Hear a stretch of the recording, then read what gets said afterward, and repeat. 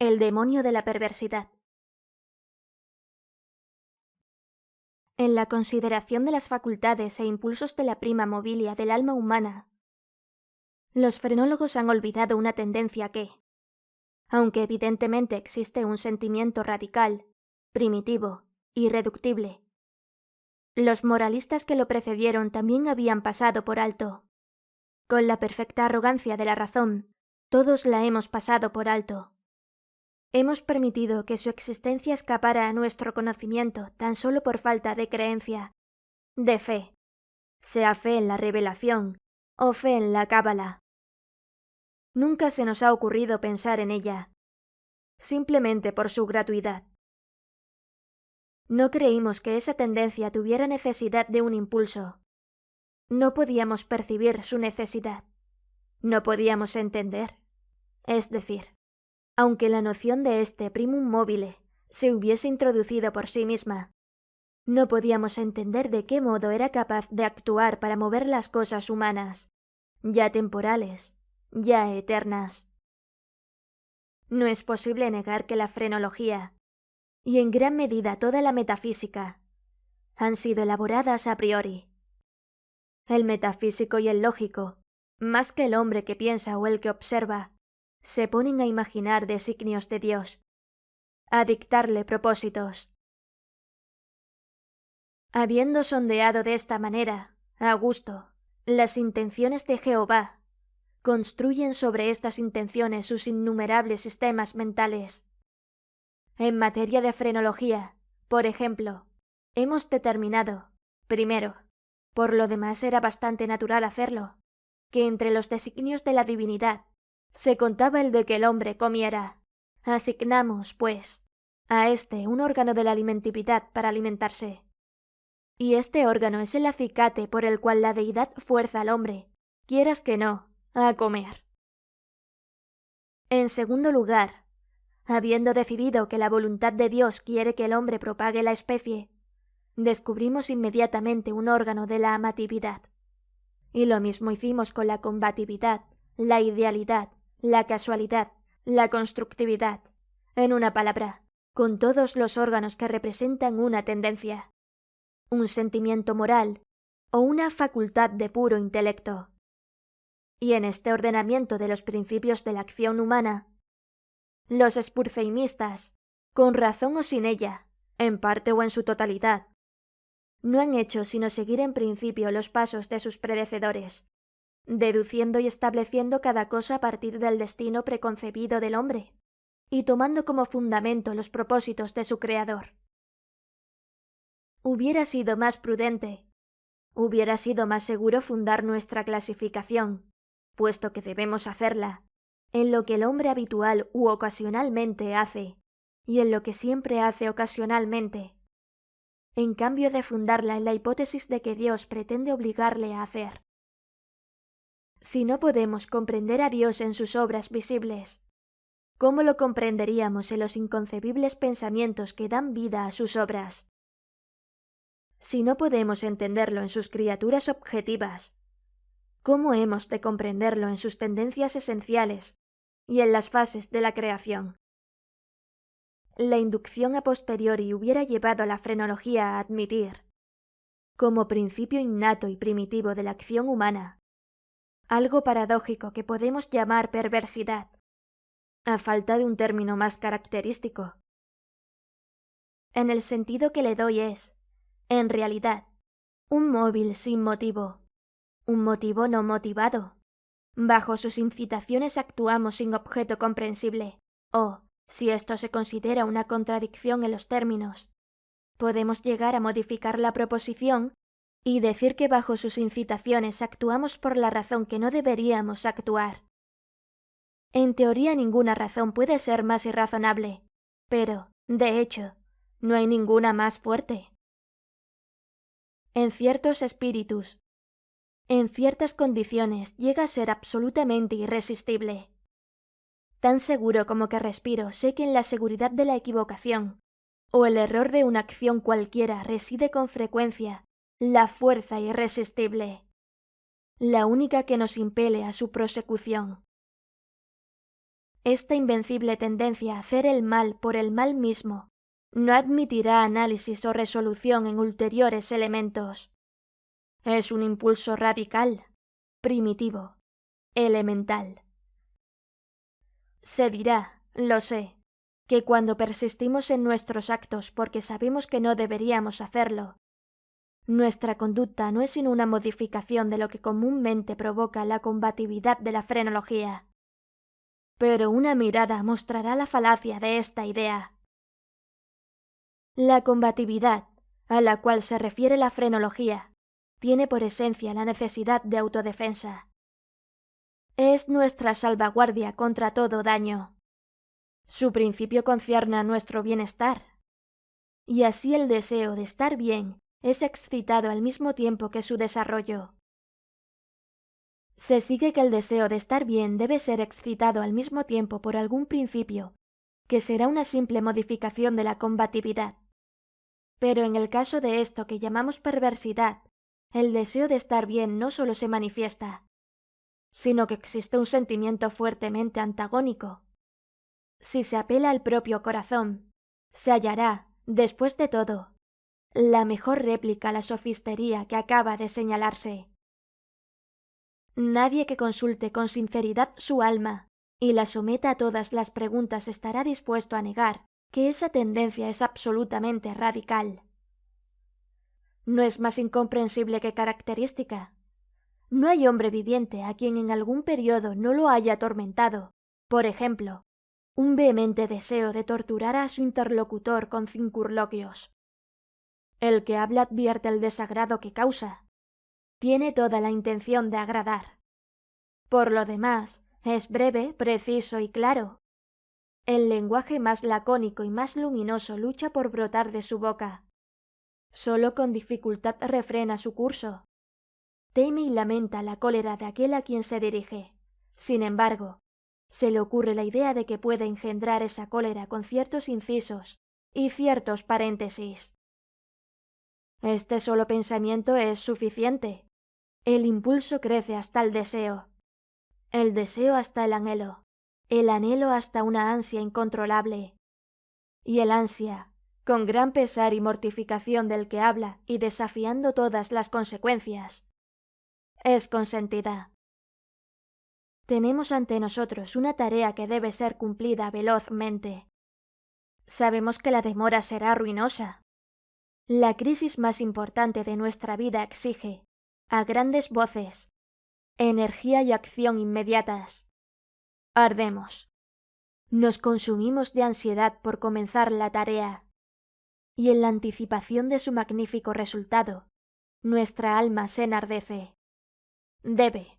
Tiene que ser emprendida hoy y, sin embargo, la dejamos para mañana. ¿Y por qué? No hay respuesta. Salvo que sentimos esa actitud perversa, usando la palabra sin comprensión del principio. El día siguiente llega, y con él una ansiedad más impaciente por cumplir con nuestro deber. Pero con este verdadero aumento de ansiedad, llega también un indecible anhelo de postergación realmente espantosa, por lo insondable. Este anhelo cobra fuerzas a medida que pasa el tiempo. La última hora para la acción está al alcance de nuestra mano. Nos estremece la violencia del conflicto interior, de lo definido con lo indefinido, de la sustancia con la sombra.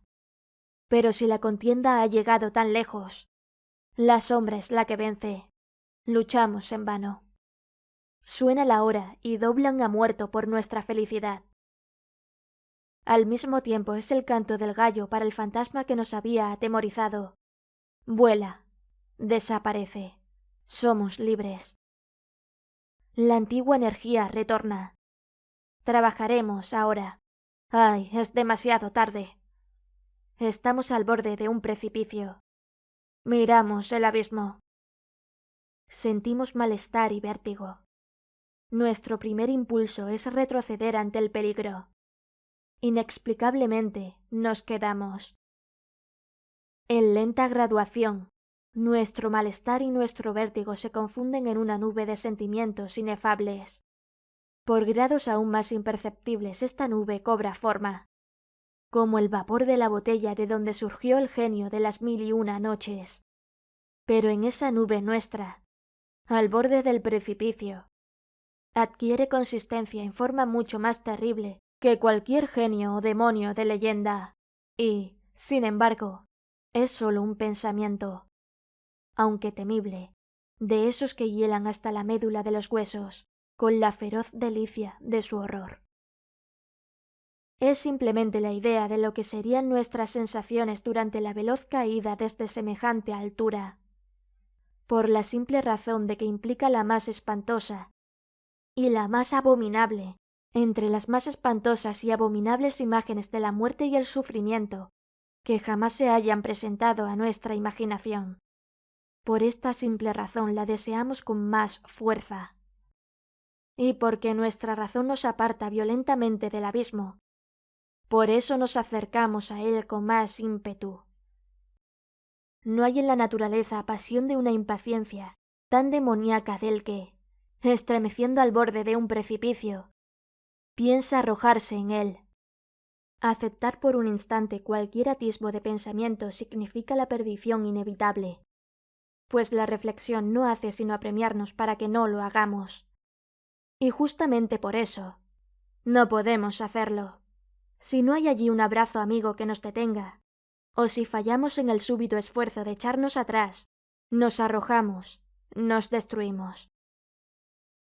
Examinemos estas acciones y otras similares. ¿Encontraremos que resultan solo del espíritu de perversidad? Las perpetramos simplemente porque sentimos que no deberíamos hacerlo. Más acá o más allá de esto no hay principio inteligible, y podríamos en verdad considerar su perversidad como una instigación directa del demonio si no supiéramos que a veces actúa en fomento del bien. He hablado tanto que en cierta medida puedo responder a vuestra pregunta. Puedo explicaros por qué estoy aquí. Puedo mostraros algo que tendrá por lo menos una débil apariencia de justificación de estos grillos y esta celda de condenado que ocupo. Si no hubiera sido tan prolijo, o no me hubierais comprendido, o, como la chusma, me hubierais considerado loco. Ahora advertiréis fácilmente que soy una de las innumerables víctimas del demonio de la perversidad. Es imposible que acción alguna haya sido preparada con más perfecta deliberación. Semanas, meses enteros medité en los medios del asesinato. Rechacé 1000 planes porque su realización implicaba un chance de ser descubierto. Por fin, leyendo algunas memorias francesas, encontré el relato de una enfermedad casi fatal, sobrevenida a Madame Pilau por obra de una vela accidentalmente envenenada. La idea impresionó de inmediato mi imaginación. Sabía que mi víctima tenía la costumbre de leer en la cama. Sabía también que su habitación era pequeña y mal ventilada. Pero no necesito fatigaros con detalles impertinentes. No necesito describir los fáciles artificios mediante los cuales sustituí, en el candelero de su dormitorio, la vela que allí encontré por otra de mi fabricación. A la mañana siguiente lo hallaron muerto en su lecho, y el veredicto del coronel fue: muerte por voluntad de Dios. Heredé su fortuna, y todo anduvo bien durante varios años. Ni una sola vez cruzó por mi cerebro la idea de ser descubierto. Yo mismo hice desaparecer los restos de la bujía fatal. No dejé huella de una pista por la cual fuera posible acusarme, o siquiera hacerme sospechoso del crimen. Es inconcebible el magnífico sentimiento de satisfacción que nacía en mi pecho cuando reflexionaba en mi absoluta seguridad. Durante un periodo muy largo me acostumbré a deleitarme en este sentimiento. Me proporcionaba un placer más real que las ventajas simplemente materiales derivadas de mi crimen. Pero le sucedió, por fin, una época en la que el sentimiento agradable llegó, en gradación casi imperceptible, a convertirse en una idea obsesiva, torturante. Torturante por lo obsesiva. Apenas podía librarme de ella por momentos, Es harto común que nos fastidie el oído, o más bien la memoria.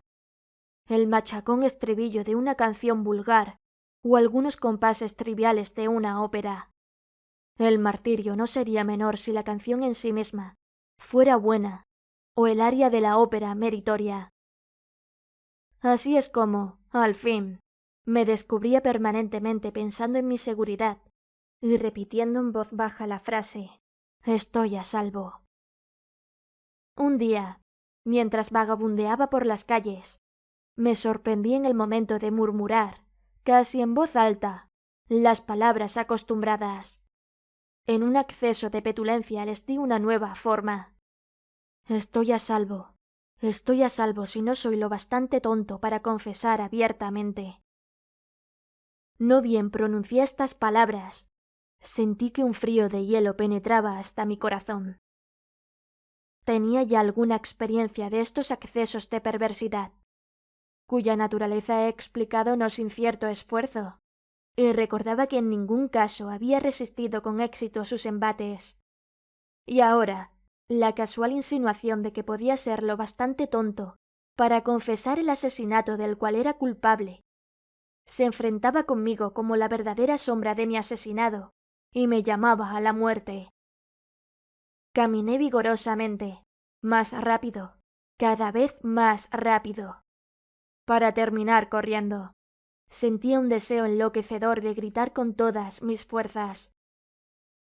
Cada ola sucesiva de mi pensamiento me abrumaba de terror, pues, ay, yo sabía bien, demasiado bien, que pensar, en mi situación, era estar perdido. Aceleré aún más el paso. Salté como un loco por las calles atestadas. Al fin, el populacho se alarmó y me persiguió. Sentí entonces la consumación de mi destino. Si hubiera podido arrancarme la lengua, lo habría hecho. Pero una voz ruda resonó en mis oídos. Una mano más ruda me aferró por el hombro. Me volví. Abrí la boca para respirar.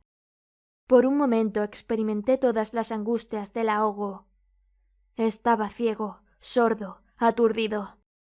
Y entonces algún demonio invisible, pensé, me golpeó con su ancha palma en la espalda. Largo tiempo prisionero irrumpió de mi alma. Dicen que hablé con una articulación clara, pero con marcado énfasis y apasionada prisa, como si temiera una interrupción antes de concluir las breves pero densas frases que me entregaban al verdugo y al infierno. Después de relatar todo lo necesario para la plena acusación judicial, caí por tierra desmayado. Pero, ¿para qué diré más? Hoy tengo estas cadenas y estoy aquí. Mañana estaré libre. Pero, ¿dónde?